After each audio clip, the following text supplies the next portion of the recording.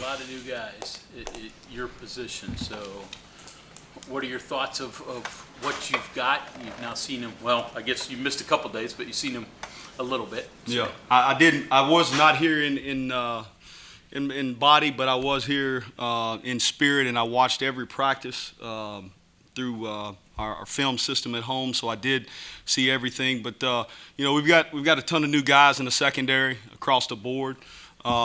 Starting out at corner, we got Wesley McCormick, who's a transfer from James Madison University, who's coming in, who's doing a great job so far picking up the schemes. I think the hardest thing to be for a transfer to have to deal with is the acclimatization of how we do things. In particular, running to the ball on defense and, how we stretch, just all the little nuances that you don't think about for a new player that they're getting accustomed to. And once they get more comfortable and more confident, it allows them to play fast. But Wesley's doing a great job. Rashad Ajayi, transfer from Colorado State. He's another guy that's doing a great job. And those guys are coming along and they're getting better day by day. And you can just see the confidence. I always look at players, when I look at their feet and how their feet move out on the field during plays, I can tell panic feet means confusion. Smooth feet, smooth movements means confidence. And when you have confidence, that means you have knowledge of what you're doing and you can play faster.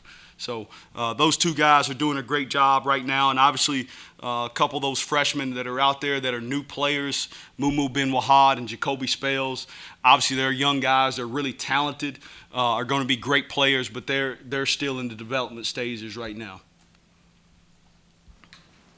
Both Neil and Leslie have touched on the experience of the guys that you've brought in via transfer. You guys are set to face a lot of good quarterbacks this year. So how valuable is that experience when you go up against, Quinn Ewers or Slovis or whoever you may face this year? Yes, well, we brought in the guys with experience by design, and we felt like we needed some older guys because of the guys that left the program. We felt like we needed some experience, and we went out and we got two graduate transfer guys that have played a lot of football at their respective schools, and I think it's really where it'll pay dividends when we go up the road up to Pitt and play those guys in front of 70,000 people. Rashad and Wes, they won't be nervous. As opposed to a young player who's never been in that type of environment. That's where the experience factor will really shine, is in the big environments.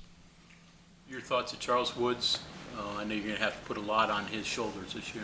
Yeah, Charles Woods is the best corner in the Big 12, in my opinion. Charles is really steady. Sometimes practice for him is really easy because he's confident. And, I always say it, knowledge equals confidence, which equals playing fast, and he's got it. He's improved his body. He's improved his conditioning. I think he can cover anybody in the country. And he's the thing that he's done that I'm really proud of is he's grown from a maturity standpoint, and now he's becoming a coach. I can correct Charles on the field and then get him to go coach another player up right after that. That's where his growth has come. But I'm expecting a big year, and barring any injury, knock on wood, I think he's the best corner in the Big 12. What he did last year kind of opened your eyes that, these guys from FCS in the right circumstances can be really helpful. Hungry guys that want to prove themselves. Did that open your eyes a little bit to, Well, I coached at that level. I cut my teeth at the FCS level, coaching at Wofford College. And I know there's good players at that level, but I think the DNA of West Virginia is blue collar. Guys that are underdog mentality. And guys that are coming up a level have that chip on their shoulder that they're coming from the FCS, so they have a lot to prove. And so those guys fit our DNA probably as well as anybody from the transfer market because of the DNA of the state of West Virginia in this program.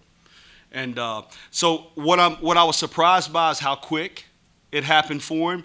But you got to remember, Charles was banged up in fall camp last year, and he missed a couple games early. If he would have had those reps, he would have been able to shine a lot sooner than he did.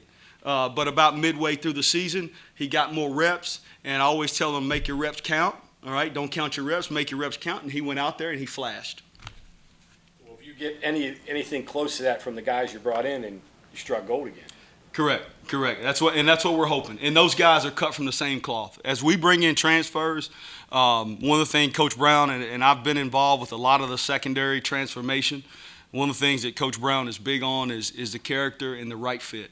And we vet guys as much as we can and call and do our homework, and we want to bring the right type of people. And one of those key elements that I look for is the guy hungry? Does he have a chip on his shoulder? Is he coming here with a purpose, or is he coming here to do us a favor? And if it's a favor for us because he feels like he's up here, he's not going to fit at this place.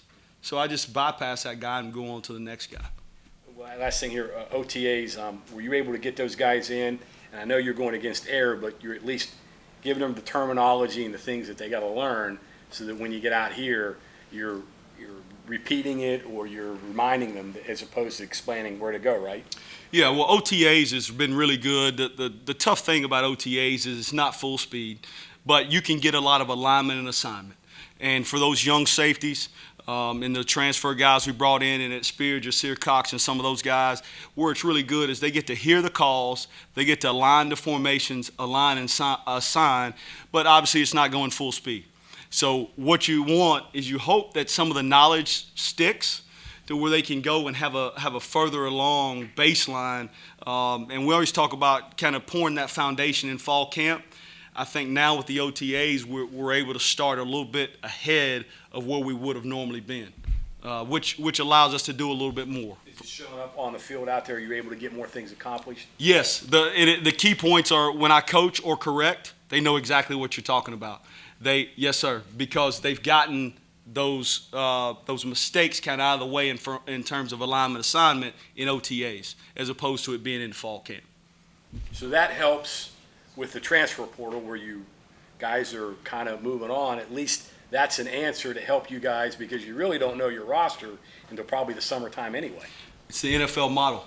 That's why the NFL has OTAs. That's why they have minicamp, because players are coming from different programs, different teams, and now you're intermixing all those guys, and you're trying to get everybody up to speed on your schemes and on your processes. Well, you can't do that in fall camp. So those OTAs are very valuable. I hope that those are here to stay forever. ShaDon, if you go back for a second to what you said about feet, you think about corners, you always hear about where their eyes are, too handsy, how are their hips. You went to feet. Like, why is that the one?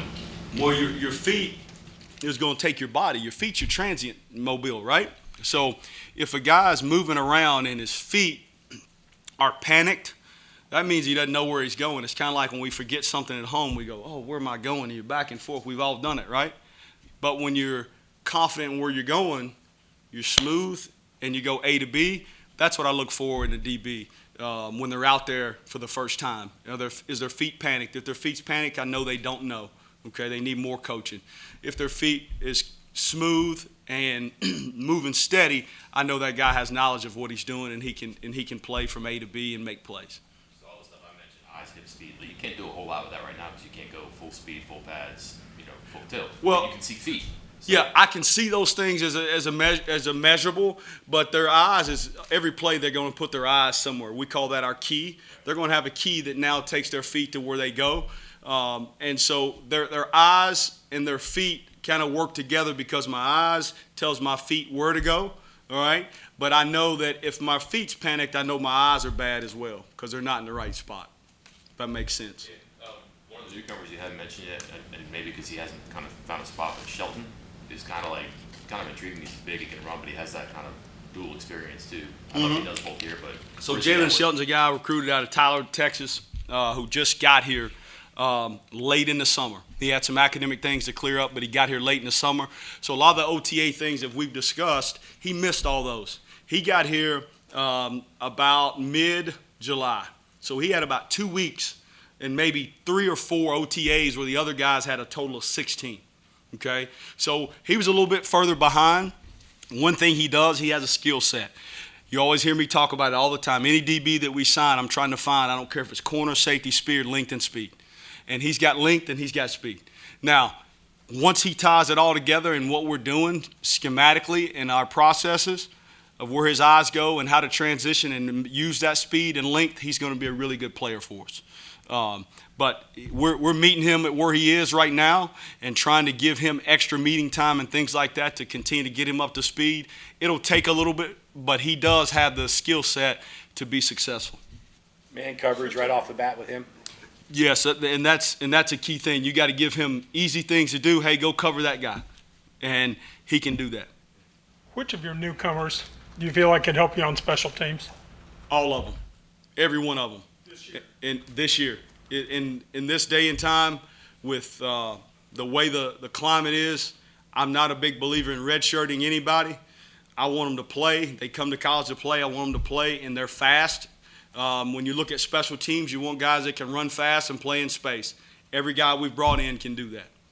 If you have guys that you're trying to bring along and teach them those basics, like say Jalen, do you worry about overloading them with teaching them techniques of special teams, or do you just say, hey, you got to put this in a separate bucket and help us here too? Yeah, we try, like you said, at the ladder, put it in a separate bucket and use, and because special teams becomes more of speed and athleticism because so much space to play in. And so, and that's a way to acclimate a guy as well. With young players, sometimes they get in on offense or defense and they could make a mistake and it really shines in a bad way, right? But on special teams is a way you can get a guy 10 to 15 snaps in a game to bring him along as a young player to get him more confidence, again, because that confidence piece is so valuable with young players. You were leading tackling drills in that circuit today, Yes. right? Have you had a quarterback or specialist who could tackle? Sounds like you were It's definitely on them not pretty JT good. Daniels, I'll tell you that.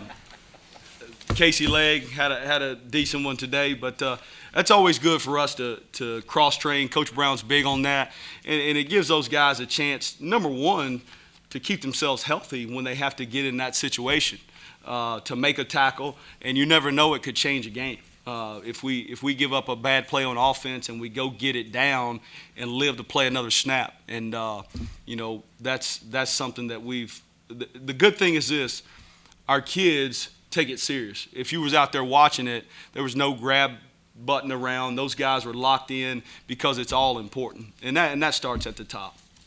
Can an Australian kid tackle? I'll wait and see. That's not like a throwaway period, though. It seems like it's something that can keep things light, but you said they're taking it serious and they see a purpose there, too. Yeah, it easily could be a throwaway period, but I think what we try to do is we try to give them the answers to the test, and what I mean by that is we show them on video why. We show them plays from practice or from other games that are across the country where there may have been an interception and an offensive skill guy pulled up on the play, but if he takes the proper angle, he gets a tackle, gets it down, that defense has a chance to go out and get a stop. Okay, and so those are teachable moments. But if you can make it relevant to them, then they understand the why and why they're doing it. When you talk about Rashad and Wesley coming in, just what jumped out on tape when you guys started recruiting them, and what are you looking for them to bring this fall immediately? Yeah, well, the thing that jumped out, what I was looking for is ball production in the deep part of the field. So can the guy play the ball in the air in the deep part of the field? Those guys both had shown that ability at their previous schools, and that's something that I was really looking for. And then the second piece, I was looking for guys that had in-game experience. And so those things were checked in terms of those boxes, and that's why they were good fits for us, and they're going to really help our football team. And they're good people. They are good people. Let me add that, because I'm always big on those guys have come into a new program and indoctrinated themselves, and if you got around them, you would have thought that they've been here for 4 years. That's the right transfer that we're bringing in. Development of Andrew Wilson-Lamp, where's he? Drew is doing a great job. I think one of the things he did a great job in the offseason is change his body, as well as he has grown so much mentally. He was a guy that was a wide receiver that moved over to defensive back, and last year was a lot of growing pains. And then this summer is going into this fall camp. His confidence is much higher. His knowledge of what we're doing is much higher, and it's allowing him to play fast and make some plays. But I'm pleased at where he is as well. One of the guys you got, right? Yeah, he's right around the 6'2" range. I wish they all were that tall, but he's one of the longer guys. Jalen Shelton is a long guy, but he's long and he can run like the wind as well. You mentioned the weight gain there, and that seems to be a theme across the board, that you need to be a bigger football team. I guess the concern is it what you look like today, you got to make sure you look like that November 10th or whatever. That's why we got a guy by the name of Mike Joseph and Haley Bishop, our nutritionist. That's what their job is to keep those guys in tune with their bodies. And I think it's just, I always say it's knowledge. You don't know what you don't know. And so what happens throughout the seasons, their bodies start to break down, which is a natural thing, right? You start to get less sleep, you start eating less. Well, if nobody tells you what to do, then you're probably just going to keep doing it, and you look up and you see a guy that was 190 today, and in 2 months he's 175. That's what you can't have.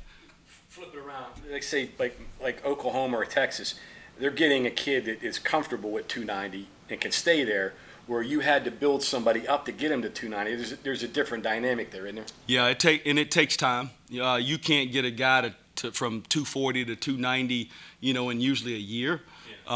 Which Asani Redwood is really almost there, but he's one of the rare cases. But it's hard. It's a gradual. And Coach Mike Joseph does a thing, what he calls goal weights for them. And the goal weight may be a 10-pound gain. Once they get to that, they keep that on for a year. And then they reassess the goals the next year and see if they can gradually gain the weight. But we've had some guys that put on 10 to 15 pounds, and it's mainly your true freshmen and your guys that are junior college transfers. That's the ones that you see the big jumps because they're getting the nutrition and the things down in the weight room that they didn't have at their previous place. And the idea is for particularly the running game, running the ball and stopping the run, right?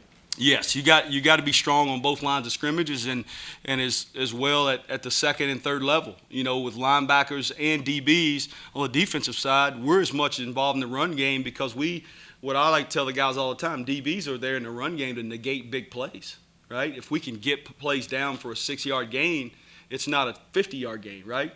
And so that takes strength to tackle the big running backs in this conference. And I think we're going in the right direction. If you look at us out there, we look like a better football team on the hoof, and I think that's a step in the right direction. What Jasir did at North Dakota State, how transferable is that to what you're trying to have him do here? Very transferable. He's played multiple spots. He's played inside the box. He's played outside the box. We're playing him a little bit out of the box some and letting him play deep. That is something that we felt like he had the skill set to do that maybe the scheme at North Dakota State didn't lend him to do. But he has a natural skill set. He is a really heady player, and he can slip and move and not get blocked at times and torque his body. He's just got a knack for wiggling through and making plays, and that's what you saw on tape. And he's very active. He's another kid that's a great kid. Yes sir, no sir, easy to coach, and he's been a great get as well. You talked about some of the jumps these players make and how they have the want and hunger and all that. His brother has to be a pretty good model for him. Have you talked to him about that at all? No question.